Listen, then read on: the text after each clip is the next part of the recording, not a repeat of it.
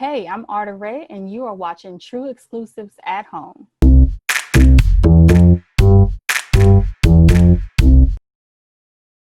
Tough times don't last long. You gotta keep on, keep on, keep on. You are much stronger than you know, you know, you know, you know. The sun doesn't shine all the time. Shining, shining, shining. You gotta have the rain to help you grow. Yeah, yeah, Every day is a battlefield. Feels like the world is after you. You gotta put your armor on. You will make it through. My childhood was pretty cool. My parents are from Gary, Indiana. So my parents sang and my dad played the piano. My mom wrote poems and everything. And even while I was in her stomach, in her womb, they were doing that before I was even born. My dad joined the military. And I was born in California, in San Bernardino, that area. And then we moved over to Turkey in Istanbul. And my youngest brother was born there. Yeah. So my life, like I said, was pretty interesting. We moved back to the States when I was like 4, so still young. And then we lived on military bases pretty much my whole, like, under 10 years of age. And then we settled in DC.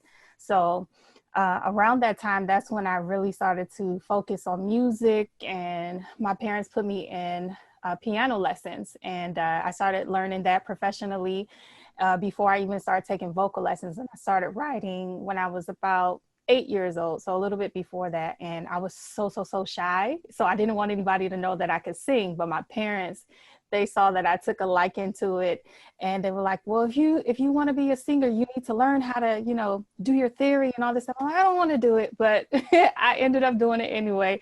I went to Levine School of Music, and there I met someone named Imani Gonzalez, and she's the first person that paid me for singing on a record. And she's become like a huge mentor to me. So at that young age, I was like 11, 12 at the time. And she was like, I'm going to put you on my album. And amongst myself, her, and then everybody else was an adult. So I was the only child in the room. And she saw my light. And sidebar, but it's very important for people that see something in you to push you, because if it wasn't for her and all of these other great people in my life as a child, I promise I probably wouldn't even be doing music. I wouldn't even, even though I had it in me, because I was so shy. And sometimes it takes other people to bring that out of you. You know what I mean? Um, Auditioned for Duke Ellington School of the Arts. And from there, I just really blossomed. And I feel like that shyness, kind of went away. After that, I started taking music serious. I was accepted to Berklee School of Music, but I decided not to go because it was so expensive. And at that time, my parents they were divorced. So I wanted to, since I was the oldest of, I'm skipping a lot of steps, but I'm the oldest of 5 kids. And I felt like I was kind of like the mommy too, you know what I mean? So I didn't want to leave the nest. I didn't want to leave my dad and my siblings by themselves. So I decided to stay in DC and just do my music. And I went to college and online school and all of that. So I looked up to so many artists. I mean, it's too many. So again, with my parents being from Gary, Indiana, of course, the Jacksons, Michael Jackson. My dad played in a band with the Jackson 5 cousins. So I was able to like get a lot of, info and, be inspired by that as well. After I saw that Michael Jackson movie, that's when I was like, I'm gonna be like Michael Jackson. And I love Janet. I love Earth, Wind and Fire. I love Beyonce. I love, Stevie Wonder, Prince, all of the legends. Like I look up to a lot of them, and then even we know, especially in the urban communities and things. But there's so many artists. I love Anderson .Paak's music. I love Lucky Day, Sade. I mean, the list goes on and on. I've had the opportunity to open for uh, Kanye West. He's such a dope artist. I wish he made better decisions and said better things now, but I love his music, his past music anyway. Opening up for him, I was like super young, like straight out of high school, and he wasn't even really known at that time. But I really messed with his music. Got to open for Miguel. He's super cool, chill. I still keep in contact with his bodyguard, and his musicians, um, Faith Evans. Faith Evans. I had the opportunity to open up for her a few different times here in DC and also in LA.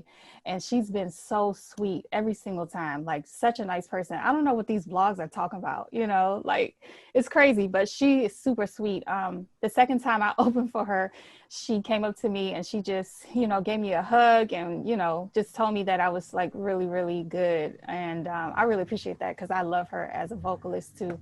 So it's been countless others, but those are definitely like the main ones that I think a lot of people, you know their names and, you know, I appreciate their music. Tough times don't last long. You gotta keep on, keep on, keep on. You are much stronger than you know, you know, you know, you know. Tough times don't last long. You gotta keep on, keep on, keep on. You are much stronger than you know, you know, you know, you know. So keep on being a part of Black Women for Biden. We just released Keep On a little more than a month ago. And so much has happened within that time frame because, like I said, the song just, everybody can relate to it. And simultaneously, Congressman Lewis had passed away like literally a week before Keep On was, you know, attached to anything or with Biden, Black Women for Biden or anything.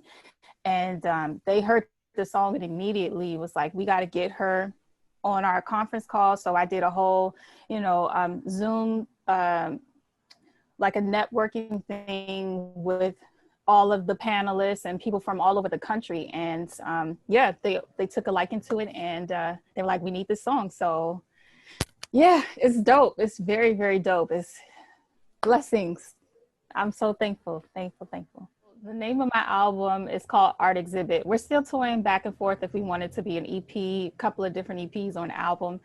But what you can expect from it is, for one, real lyrics. You can expect positivity and empowerment. Like that's my whole, everything that I'm representative of and my branding. And I want people to feel great. So you're going to get some really feel good live music. It's all live instrumentation. We have 27-piece string orchestras all the way from Yoet Nir from Israel. We have percussion on a couple of songs. We have live harp. We have choir on a couple of the songs. We also have, you know, just a little bit of everything. And honestly, like when I listen back to the music and I'm just like, whoa, this is so different from what everybody else is putting out right now. It's not the twerking music. I'm sorry, it's not that, but you definitely gonna have a good time and you're gonna cry. I have a song on there called Reason to Live. And everybody that's listened to that song says that it's Oscar worthy and they cry. Like I'll play it for them in the car, myself and my manager, and then I'll turn around and all I see is tissue and people wiping their eyes. So it's emotional, it's cinematic, it's beautiful, and I just can't wait for the world to hear it. Like I'm super proud of it, and I think it will help to change a lot of people's lives. Sun doesn't shine all the time. Woke up to scenes of destruction once again today. You gotta have the rain to help you grow. Social media is the devil. Really it is, but it isn't. But at the same time, people thrive off of entertainment. You know, I had a meeting last year with a really big label head, myself and my team. And the first thing they said was, the music is good, but nobody wants to listen to this type of music because it's too positive. And as a Black artist, this is what they said, as a Black artist, people don't want to listen to that, you know? And I said, whoa, you are so wrong. And I'm gonna prove you wrong. We're gonna prove you wrong because people need a balance. Like I love Megan Thee Stallion. I love Nicki Minaj. I love, you know, all of these artists that are doing these dope things, but I'm a little bit different from that, and that's fine. You know what I mean? Well, a lot different, but we all need balance. You know what I'm saying? And even last year I was off of social media for a good 7 months, and I swear it, like my whole everything was just so clear. Like I was able to get on there and just be on a fake account, and like, you know, one of those bot accounts. I wasn't a bot, but you know, where there's no picture or anything. You're like, what is this? Who's this person? And I just lived my life freely, and I just watched. I didn't comment. I didn't do anything. I just watched. And it made me feel so free. Like I was just like, oh, there's no type of, you know, constraints on me and no pressure, you know. And while I was watching, I was like, oh my gosh, it's just so much negativity on here. But at the same time, there is a good balance. So you'll find these different pages that speak, like those positive pages that like, you know, keep going. And, you know, so my page is like that. It's just positivity, and then it's realness, you know. So at the same time, we all are human. So we're all living in this world, and we're, you know, experiencing things that, you know, you go through stuff. So it's always good to have that balance. But yeah, social media can be pretty negative at times. Yeah. I know it's been crazy, but you can't lose the pride in what you have and who you are. Continue to fight. I know that it's worn you down. You gotta fight to survive. You are something special. Continue to shine.